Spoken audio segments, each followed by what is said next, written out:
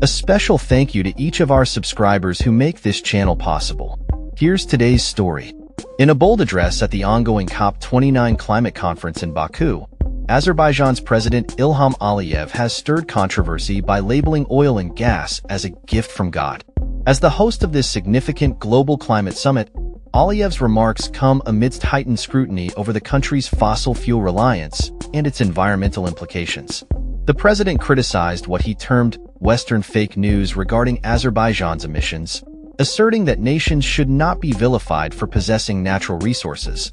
He emphasized that Azerbaijan's contribution to global gas emissions is a mere 0.1%, arguing that the market demands these resources and that countries should be allowed to capitalize on them.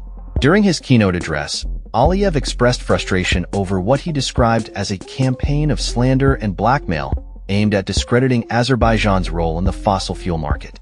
He stated, "Oil, gas, wind, sun, gold, silver, copper, all are natural resources and countries should not be blamed for having them, and should not be blamed for bringing these resources to the market, because the market needs them." His comments are particularly noteworthy given Azerbaijan's plan to expand gas production by up to a third over the next decade, raising concerns among environmentalists about the country's commitment to climate goals. In stark contrast, UN Secretary-General Antonio Guterres addressed the conference shortly after Aliyev, condemning the continued investment in fossil fuels as absurd. Guterres highlighted the urgency of the climate crisis, warning that the sound you hear is the ticking clock, and calling for immediate action to limit global temperature rise to 1.5 degrees Celsius. He stressed that wealthier nations, as the largest emitters, bear a greater responsibility in financing climate initiatives, particularly for developing countries that are disproportionately affected by climate change impacts. The backdrop of COP29 has been further complicated by the recent election of Donald Trump in the United States, a known climate skeptic. U.S. Envoy John Podesta reaffirmed the Biden administration's commitment to climate agreements made at previous conferences, despite the uncertainty surrounding Trump's policies. Podesta emphasized the need for the U.S. to lead in renewable energy initiatives, aiming to triple renewable power by 2030. As the conference unfolds, the presence of leaders from major polluting nations is notably absent, raising questions about the effectiveness of the negotiations. Observers have expressed concern that Azerbaijan's leadership, particularly its ecology minister, a former oil executive, could skew the discussions in favor of fossil fuel interests. Critics argue that the conference could serve as a platform for Azerbaijan to promote its national oil and gas company rather than genuinely address climate change.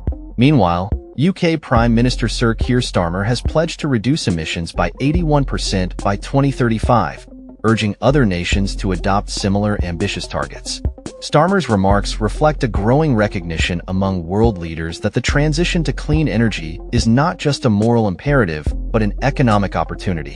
He stated, "Make no mistake, the race is on for the clean energy jobs of the future, the economy of tomorrow, and I don't want to be in the middle of the pack. I want to get ahead of the game." As discussions continue, the plight of developing nations remains at the forefront. Leaders from countries like Burkina Faso have underscored the urgent need for financial assistance to combat climate change effects, such as droughts and floods, which are becoming increasingly severe due to rising temperatures. The call for a $1 trillion fund to support climate initiatives in poorer nations has gained traction, highlighting the disparities in resources and responsibilities among nations. In summary, COP29 is shaping up to be a contentious forum for climate negotiations, with Azerbaijan's fossil fuel dependency and the contrasting calls for a green transition creating a complex dynamic. As the summit progresses, the challenge remains: how to balance the economic realities of fossil fuel reliance with the urgent need for climate action and sustainability. The outcome of these discussions will have lasting implications for global climate policy and the future of energy production worldwide. That's all for this story. We upload videos every day covering many different subjects, so hit that subscribe button to stay informed. Thanks for watching.